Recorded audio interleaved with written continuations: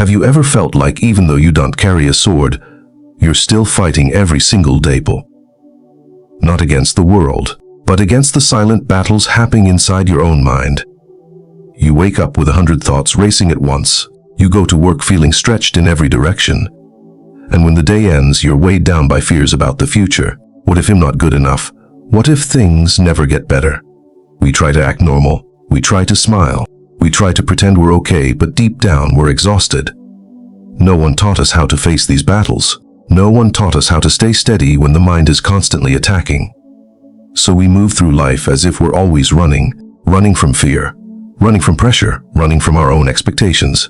Most people spend their entire lives reacting, letting anxiety dictate their actions, letting circumstances control their emotions, letting life drag them in whatever direction it wants. But here's the truth. You were not born to be a victim of life. You were born to take ownership of yourself. And throughout human history, there was one man who walked that path.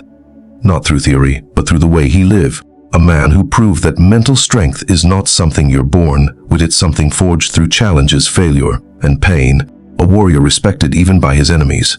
A man undefeated not only on the battlefield but his inner world. Miyamoto Musashi. If you clicked on this video, it means something inside you is calling. A desire to rise above who you were yesterday. A need to build resilience, strength, and calm in the chaos of life. Maybe you're tired of carrying pressure on your shoulder. Maybe you're standing at a turning point. Or maybe you just want to feel stronger. Strong enough that life can knock you down so easily. Whatever brought you here, you are in the right place. Because the mindset that made Musashi unbeatable wasn't his swordsmanship. It was his mind. A mind trained to stay calm in chaos. A mind capable of cutting through fear. A mind that conquered not only opponents but the ego itself. Today we don't carry swords, but we're still fighting against deadlines, financial pressure, emotional pain, insecurity, and the constant fear of failing. And here's the strange part. The principles that helped Musashi survive and become legend are exactly the principles we need in the modern world, because the human mind, whether in the Mutngin Sao Tremze or the Hangin Komtram Haimeze, works the same way. It can be your strongest ally or your most dangerous enemy. In this video, we're stepping into the world of one of humanity's greatest symbols of mental resilience. Not to learn how to fight others, but to learn how to win against ourselves. To understand how Musashi transformed into strength, pain into wisdom, and chaos into clarity. And most importantly, to learn how you too can build a mind that cannot be broken. If you're serious about changing your life, if you know it's time to rise to a new level, if you want strength that comes from with strength no one can take away, then stay until the end of this video. Because this isn't just Musashi's story. This is your story, and the silent battle you're fighting every single day. Let's begin. Part: the portrait of a warrior. Musashi and the enemy within. When people hear the name Miyamoto Musashi, most only remember the legend who remained undefeated in more than Sauma duels. But if you only look at those victories, you will miss the most important part of his journey. The part that shaped him into a warrior unlike anyone else in history. Born during a chaotic era in Japan, where wars erupted constantly, Musashi did not grow up in peace. Nor was he prepared like some prodigy. His origins were humble, even difficult. No one expected a child like him to become a legend. But from a young age, Musashi possessed something most people never find. He didn't fight for reputation. He fought to understand himself. At maybe years old, when other children didn't even know what they wanted from life, Musashi stepped into his first life or death duel and won. Not because he had flawless technique, not because he had superior strength, but because he had something deeper. Total presence of mind. From that moment, Musashi understood that his true enemy wasn't the person standing in front of him. It was the fear, the trembling, the self-doubt rising inside. And if he couldn't conquer those things, he would never conquer anyone else. Many people look at Musashi and assume he was a natural-born genius. Someone gifted with extraordinary talent. But that's only the surface. Musashi wasn't a prodigy. He was a man who forged himself. Through failure, chaos, uncertainty, and countless silent nights confronting his own fear, he didn't live by the sword alone. He lived by a mindset powerful enough to survive every shift in history. That's why Musashi was more than a swordsman. He was a strategist, a philosopher, a painter, a calligrapher. At first glance, those things may seem unrelated to combat, but they reveal something essential about his worldview. To master the outer world, you must first master the world within. There is a story few people know. In many duels, Musashi won before the duel even began. Opponents would see him, sense something in his demeanor and choose to forfeit, not because they feared his sword, but because they feared his calm. That calm was not coldness. It was the energy of someone who was no longer controlled by fear, no longer shaped by circumstance, someone who had conquered himself. You can pretend to be strong, but you cannot pretend to be still. People feel what is real, and Musashi's stillness was real. That's what made him intimidating, not because he was brutal, but because he no longer fought the world. He fought himself, and the person who conquers himself is someone no one can defeat. In his famous work, The Book of Five Rings, Musashi barely teaches anyone how to cut down an opponent. Instead, he writes about observing oneself, seeing through fear, winning the inner battle, living with purpose, clarity, and mastery. He wrote like a philosopher, not a swordsman, and for that reason, his book is still alive, born some years later, because it doesn't teach you how to fight with a weapon. It teaches you how to fight with your mind. This is what made Musashi different from every other warrior in history. He didn't aim to become the strongest. He aimed to become unshakable, from wisdom. That is exactly what the modern world is lacking the most. Today, we don't carry swords, but we are still fighting, not on battlefields, but on invisible fronts. Anxiety, financial pressure, societal expectations, the fear of falling behind, insecurity, and self-doubt. These battles have no clashing steel, but they drain us more than any physical enemy ever could. They keep you awake at night. They make you lose yourself. They cause a kind of fatigue that makes you forget who you used to be. A modern warrior isn't someone who knows how to attack. It's someone strong enough to stay standing when their own mind begins to collapse. Musashi lived that path fully, and if we know how to look at his story, we'll find a roadmap. A clear path to building an unbreakable mind, not to become a legend like him, but to become the strongest version of ourselves. Now let's dive into the principles made Musashi truly unbeatable. Not just on the battlefield, but in every part of life. Part I. Why was Musashi unbeatable? The hidden truth about mental resilience through modern science. What made Miyamoto Musashi legendary wasn't just the fact that he won more than so many duels. It wasn't even his so-called superhuman swordsmanship, as many people believe. The real source of his invincibility was something far more intimidating. Musashi won long before the duel even began. Many historical accounts the same scene. An opponent would see Musashi approaching, calm posture, steady breath, eyes that didn't waver, and they would already begin to lose confidence. Even seasoned warriors felt something in him, something that made them want to step back.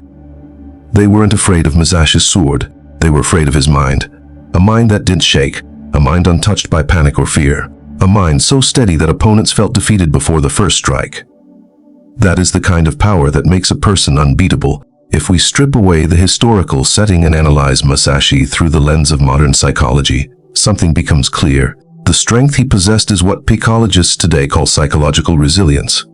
A Harvard psychology professor describes it as the ability to maintain clarity of thinking and emotional stability under extreme pressure. Musashi had that, but he wasn't born with it. He forged it day by day, through every battle, every hardship, every moment of uncertainty in a violent age. What's fascinating is that neuroscience now proves something Musashi intuitively understood centuries ago. Mental resilience can be trained just like a muscle. When you repeatedly face fear, challenge yourself, and practice discipline, your brain literally changes. The amygdala becomes less reactive. The prefrontal cortex, logic and decision-making center, becomes stronger. Your nervous system learns how to stay calm under pressure. This is why Musashi could walk into life or death duels without trembling. He had shaped his mind through thousands of hours of pressure, until fear no longer had power over him. But Musashi's strength wasn't only about staying calm. His true edge was strategic thinking, far ahead of his time. In combat, he didn't just focus on technique. He studied the environment, the opponent's breath, their posture, their hesitation. He watched how they looked at him, how they carried their weight, how they tried to hide fear. Musashi never entered a fight without first reading the mind of the person in front of him, and once he understood their mind, he understood their weaknesses.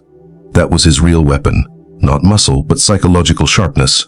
A Stanford neuroscience study shows that people who maintain deep observation under pressure have increased activity in brain regions involved in holistic awareness and situational. In simple terms, the brain of a mentally strong person doesn't react, it analyzes, and Musashi mastered this in the Mutnin Sautramze. Musashi's invincibility didn't come from his sword. The sword was only a tool. What made him extraordinary was self-control at a level most people never experience. He didn't let fear lead him. He didn't let circumstances dictate his emotions. He wasn't moved by external chows. He was the still center in the middle of the storm, and that stillness was his strongest weapon. Today, everyone faces their own battles. There may be no blades, but there is stress. There may be no physical opponents, but there is pressure that crushes the mind. And if you want strength like Musashi, you must understand this truth. Mental resilience is not mystical. It's a skill, and any skill can be trained. Life today is chaotic, but the principles behind a resilient mind remain unchanged. Musashi's mental discipline is the blueprint that anyone can use to build inner strength. Principle 1. The way is in training. Miyamoto Musashi once said a line that sounds simple but contains his entire philosophy of life. The way is in training. To Musashi, training wasn't just about mastering the sword. Training was about mastering himself. He didn't train to defeat others. He trained to become better than who he was yesterday. And that uncompromising mindset is what turned him into a timeless symbol of inner strength. Training is not built in grand moments, but in the repetition of small ones. Most people think training is about explosive effort, intense sessions, and dramatic breakthroughs. But Musashi understood something deeper. Greatness is built in the most boring moments. Repeating a simple movement again and again, fixing the smallest mistakes, showing up even without motivation, continuing forward, even when the mind wants to quit. That is real training. Musashi practiced a single sword movement thousands of times, not because he lacked skill, but because he knew excellence is not talent. Excellence is habit. Today it calls this deliberate practice. A sports psychology professor at UCLA once said, "The greatest difference between professionals and amateurs isn't talent, it's the ability to train regardless of emotion." Amateurs train when they feel like it. Masters train even when they don't. High daily training is how you shape your future. Consider this. Every day that passes, someone out there is getting better. Every day you hesitate, they move ahead. Every day you train, the gap between you and the majority widens. The task may be small. The action may be simple, but repetition changes the person you become. It builds focus, discipline, emotional stability, confidence, because every time you do something difficult, you send a message to your mind, I am someone who can overcome myself, and when repeated long enough, that message becomes your identity. Training in modern life. It's not just exercise or skill building. Today, we don't carry swords like Musashi, but every person has their own form of training. Controlling emotions instead of reacting impulsively, finishing work on time instead of procrastinating, keeping promises even when no one is watching, waking up on time, reading 10 pages, washing the dishes right after eating, reinforcing initiative, avoiding social media first thing in the morning, writing down one thing you're grateful for. All of this is training. It is how you sharpen the inner blade. People don't fail because they are incapable. They fail because they treat training as optional. But in life, anyone who wants to grow stronger must accept a simple truth. Discipline beats motivation, habit beats emotion, action beats talkbone. Every day without training is a day you fall behind. Musashi understood this deeply. If he skipped training for one day, he would feel it. If he skipped for 2 days, his opponents would feel it. If he skipped for 3 days, the world would notice. Today, researchers call this the compound effect. Skipping a day may seem harmless, but skipping repeatedly becomes a momentum of self-sabotage. On the other hand, daily training accumulates inner strength. Fear decreases, composure increases, endurance expands, confidence grows independent of praise or criticism. That's why Musashi never stopped. He trained his mind by training his habits. The way is in training is not just a quote to display on a wall. It is a reminder that anyone can become stronger, starting with the smallest actions. No talent required, no perfection needed, only discipline, repetition, and the commitment not to betray yourself. That is the first stone in building mental resilience, the foundation of becoming unshakable amid the pressures of life. Principle 2. Understand damage and benefit in every action. In the Book of 5 Rings, Musashi presents a principle many people overlook, yet it forms the core of his strategic philosophy. Understand the harm and benefit in all things. It sounds simple, but it is one of the deepest lessons about awareness, clarity, and wisdom in action. Musashi never swung his sword carelessly. Every strike had intention. Every step had purpose. Every decision weighed its consequences. He knew that even victory can be dangerous, and that sometimes defeat teaches more than 1,000 triumph. This is a level of thinking most people today rarely reach. Lessons from the battlefield. Not everything is worth pursuing. Musashi studied his opponents the way a master chess player studies a board. He always thought several moves ahead, not just about the immediate action but the long-term consequences. If he attacked now, what ripple effects would follow? If he stepped back, could it open a bigger opportunity? If he won this duel, could it create a more dangerous enemy later? If he lost today, could the lesson improve future victories? There were times Musashi intentionally lost to study the strengths of an opponent. Times he refused to strike to control their psychology. Times he declined a duel because the price to pay was higher than the reward. He understood something most people avoid admitting. Not every battle is worth drawing your sword for. Modern people fail because of cheap victories. In today's world, people don't lose because they lack ability.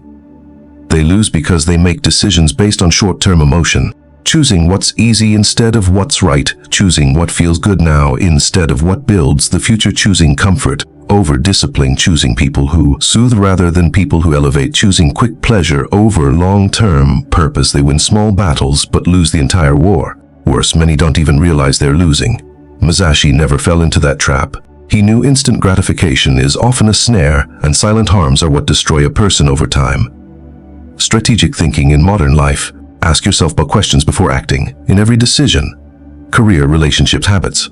Pause for a moment and ask, does this move me closer to or further from who I want to become? Something may be exciting or comfortable, but does it help you grow?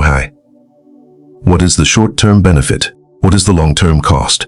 What feels good now may cost you heavily later. Is this action building me or breaking me? Every choice shapes your character. One act of indulgence cracks your discipline. One act of procrastination pulls you backward. One moment of anger is a failure of awareness. One act of resilience becomes a building block of inner strength. Strategic people don't wait for regret. They see the consequences before they arrive. Today's world is full of things that seem harmless, but slowly destroy mental strength. Scrolling social media for hours, staying connected to negative people, engaging in meaningless online arguments, seeking quick pleasure to avoid real challenges, choosing comfort instead of growth. These things don't break you immediately. They wear you down silently day by day. Musashi called them unseen damages. Those are the most dangerous. The foreseeing the cost effect, the foundation of inner strength. A behavioral economist at MIT found that the most successful individuals have a unique ability. They apply cost-benefit analysis not only to money, but to every part of life. Relationships, goals, habits, emotions, conversely reactions. They live with awareness. They don't react impulsively. They act like strategists. Just like Musashi, understand damage and benefit in every action isn't cold calculation. It is the wisdom of maturity.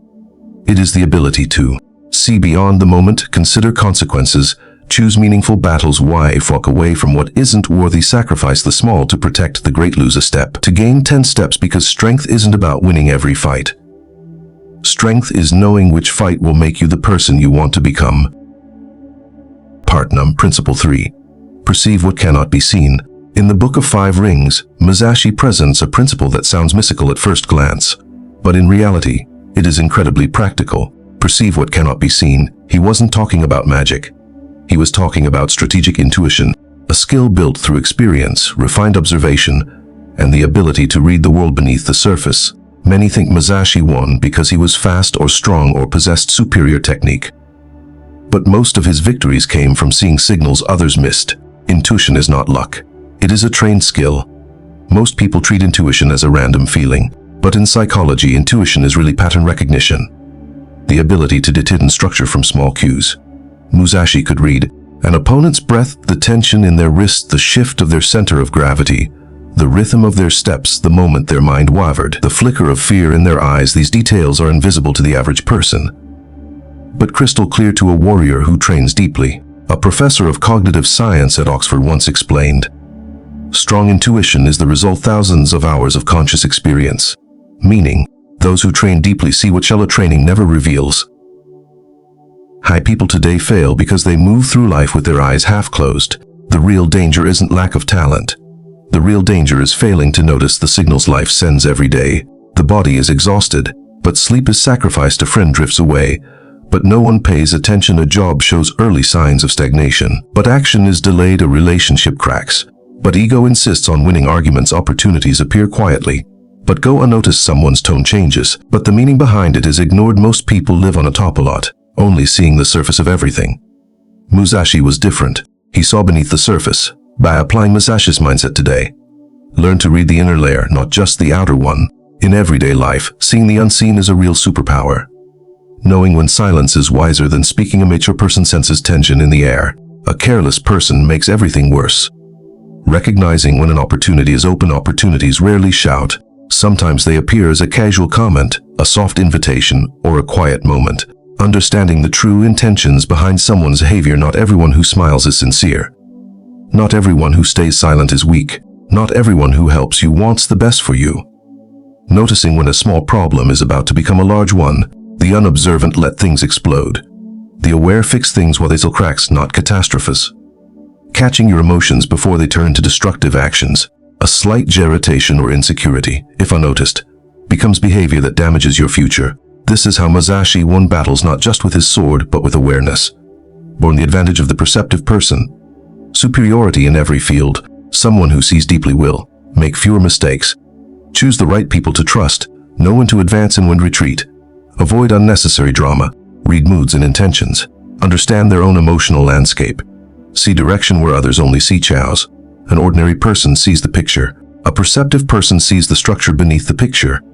An ordinary person hears the words. A perceptive person hears the meaning beneath the words. An ordinary person reacts. A perceptive person strategizes. This is why people with observation and intuition often succeed. They make decisions based on reality, not illusion. Perceive what cannot be seen is not a supernatural gift. It is a skill built from presence, experience, and deep observation. When you develop it, you recognize opportunities, you avoid danger, you understand others, and yourself. You react less and act more. You stay calm in chaos. You see pathways where others see dead ends. This is what allowed Musashi to win before the sword was even drawn. And in modern life, it is the skill that allows a person to walk farther, stand firmer, and live wiser. Part Sao English version. The art of taking one step forward when everyone else stops. There comes a point on every difficult journey when progress no longer depends on motivation, inspiration, or even hope. It depends on something quieter, something deeper, an internal command that says, just one more step. This is the threshold where most people stop. They stop because the work no longer feels rewarding. They stop because the path ahead doesn't promise anything. They stop because patience wears thin and doubt grows louder. But those who continue forward, one step, one breath, one repetition at a time, unlock a kind of strength that only reveals itself in moments of exhaustion. It is not the heroic leap that changes a life. It is the stubborn, almost silent insistence to keep moving. Samurai masters called this shinobi no kokoro, the heart that endures without witness. A warrior trains hardest when no one is watching. Not because it looks noble, but because discipline becomes identity. Modern life is no different. There will be mornings when the body resists, the mind resists, and the world gives every excuse to quit. But that is also when discipline is forged, not on the easy days. On the days when continuing feels pointless, taking one step when others stop does not mean pushing recklessly. It means understanding something profound, that small courageous progress pounds in ways the eye cannot see. A person who moves 1 inch every day will eventually cross a mountain. A person who waits for the right moment may never take the first step. This is the hidden power of consistency. It separates dreamers from doors, intentions from accomplishments, and potential from transformation. Every someone shows up. When tired, uninspired, or overwhelmed, a message is carved into the self. I am someone who continues. That identity is worth more than any success, because once it takes root, obstacles lose their power. Hardships remain hardships, but they no longer dictate direction. Doubt becomes noise instead of command. Fatigue becomes a companion instead of a wall. When others stop and you take even one more small step, the future shifts quietly in your favor. Because the world does not reward intensity, it rewards perseverance. And perseverance is built exactly here, in the moments when everyone else decides they've had enough. Part B. When discipline becomes identity, life changes direction. There comes a turning point that anyone walking long enough on the path of self-discipline will experience. The moment discipline is no longer something you have to do, but something you simply are. In the beginning, discipline feels like a task. You have to wake up early. You have to study. You have to turn down comfort. But at some point, everything shifts. There's no more have to, only should, no more for becoming. This shift doesn't happen in a day. It is born from hundreds of quiet training sessions, from countless moments when you wanted to quit but didn't. It comes from repeatedly choosing the harder path, because it is the right one. That's when discipline becomes part of your identity, and from here something remarkable happens. Life becomes lighter, not because challenges disappear, but because you've become the kind of person who can face them without fear. You no longer sway with praise, nor collapse under criticism. You do what needs to be done, whether anyone is watching or not, whether anyone understands or not. The samurai called this stage Mushin, a mind unmoved by distraction. You don't act to be recognized. You don't to prove anything. You act because it is aligned with the path you've chosen. When discipline becomes identity, you stop battling procrastination. You begin battling your old self, and you win little by little. From this point on, people around you start to notice the change. Not because you say anything, not because you show off, but because consistency, quiet effort, and steady progress create an aura only long-term practitioners possess. A disciplined person carries a certain calm strength, a presence that others feel, even if they can't explain it. It's the posture of someone who knows where they're going, the steadiness of someone who doesn't crumble just because life has a bad day. And then the greatest shift occurs. When you change your identity, you change your choices. When you change your choices, you change your life. You stop living by emotion and start living by your own standards. You stop waiting for motivation because you understand motivation comes after action. You stop fearing small beginnings because you finally see that every lasting strength is built from silent steps. The greatest reward of discipline isn't success. It is the new version of yourself, the one your past self would even recognize, because when discipline is in your bloodstream, you don't just perform better. You live better. You stay calmer. You come free. Part-time the Multram de Nimpo journey, rebuilding the mind, reborn identity. There is a truth everyone discovers when they step into the Multram de Nimpo journey. What's being trained is not the muscles, it's the operating system of the mind. By day Bamwe, you begin to see small cracks in your old habits. By day Salmwe, outdated thought patterns start falling apart. And by day Multram, the person staring back at you in the mirror is no longer the one who used to collapse under pressure, fall apart in fear, procrastinate endlessly, or doubt themselves at every turn. Nimpo is not just the discipline of ancient warriors, it is a process of reconstructing your identity mold. It begins with breaking the weak voice inside your head. Inside each person live two voices. A weak voice, always searching for excuses, always craving comfort, always wanting to return to the safe zone. And a strong voice, the one that pushes you forward, whispers that you're capable of more, and pulls you toward the difficult but necessary path. In the first few days, the weak wins almost every battle. It says, "Your tide break. Skipping one day won't matter. Why try so hard? No one's watching anyway." But Nimpo asks for one thing. Act even when you don't want to. By day Mui, something subtle starts to shift. The strong voice begins to gain weight, loud. Not overwhelming, but solid enough to make you stand up when your body doesn't feel like moving. The first victory in Nimpo is not defeating the world. It is defeating your own bed. Defeating the first seconds when your brain begs to postpone. Defeating the first minute when your body complains. And those tiny victories stack up, forming a new declaration. I am no longer someone who's easily defeated. Discipline to control emotion, the secret of warriors who never break. Nimpo does promise to make life easier. Nimpo makes you stronger. Old masters used to say, the one who stays calm survives, not the one who is strongest. Nimpo trains this through 3 layers of discipline. Discipline of breath. When warriors stepped into danger, they didn't panic, because their breath had already been molded into stability. Today, the enemies aren't swords or arrows. Their deadlines, bill, overwork, pressure from expectations. But the steadiness of your breath remains the sharpest weapon. Discipline of attention. A warrior knows what deserves attention and what is just noise. Most people lose energy chasing distractions. A Nimpo practitioner locks focus onto the right time. Discipline of reaction. Circumstances don't decide your life. Your reaction does. Untrained minds react with emotion. Trained minds respond with clarity. When these 3 disciplines merge, you step into a state the old masters called the art of taming the mind. A mind that obeys you instead of dragging you into chaos. The ability to endure pain. The foundation of the unbreakable. In Nimpo, pain isn't the enemy. Pain is the teacher. Pain is the signal that you're entering the territory of growth. Most people try to avoid discomfort, but Nimpo teaches the opposite. Walk into the pain, work with it, and rise above it. When the body hurts, you learn to breathe through it. When the mind is overwhelmed, you learn to anchor your focus. When life throws challenges, you learn to stand without complaining. A warrior once said, there are 2 types of pain, the pain that breaks you and the pain that builds you. Choose the second. Nimpo builds this resilience systematically. It doesn't force you to be strong overnight. It makes you stronger bit by bit.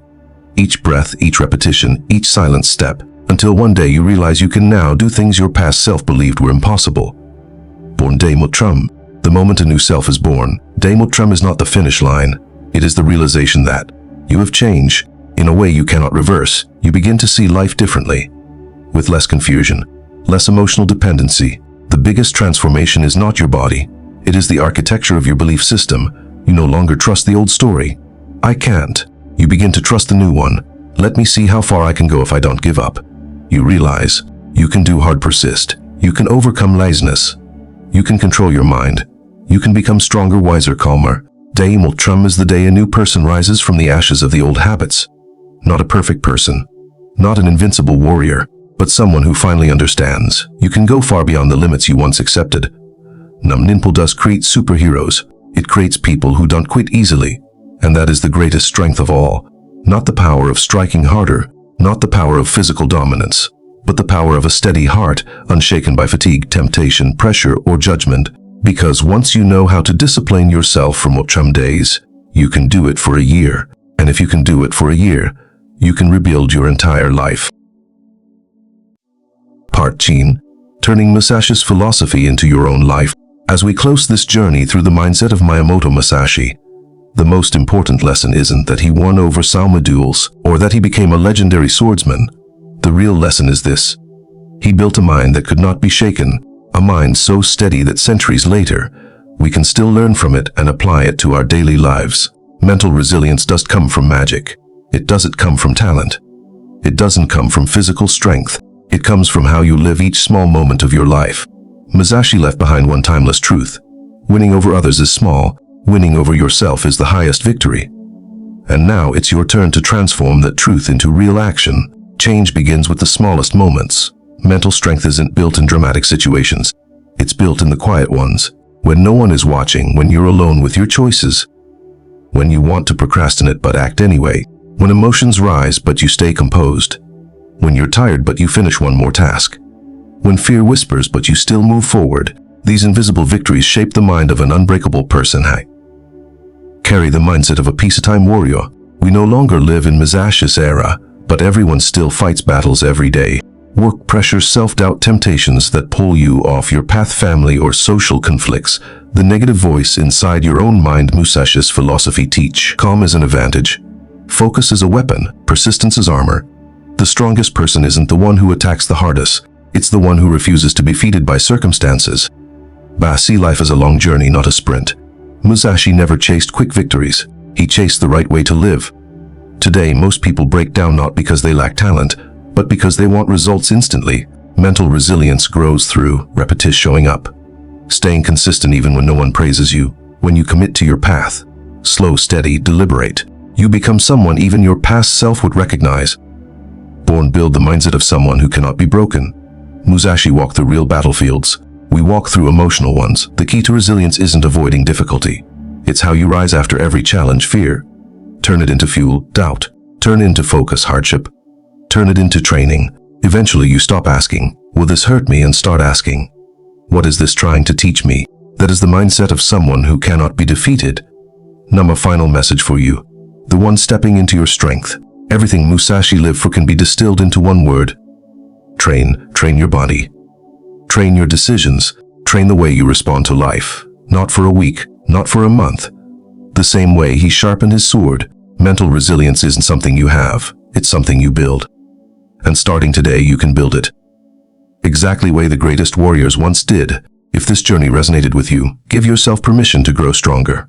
Leave a comment saying, I choose to become stronger. And don't forget to subscribe to Life Philosophy so we can continue walking this path of clarity, courage, and unshakable inner strength. Together,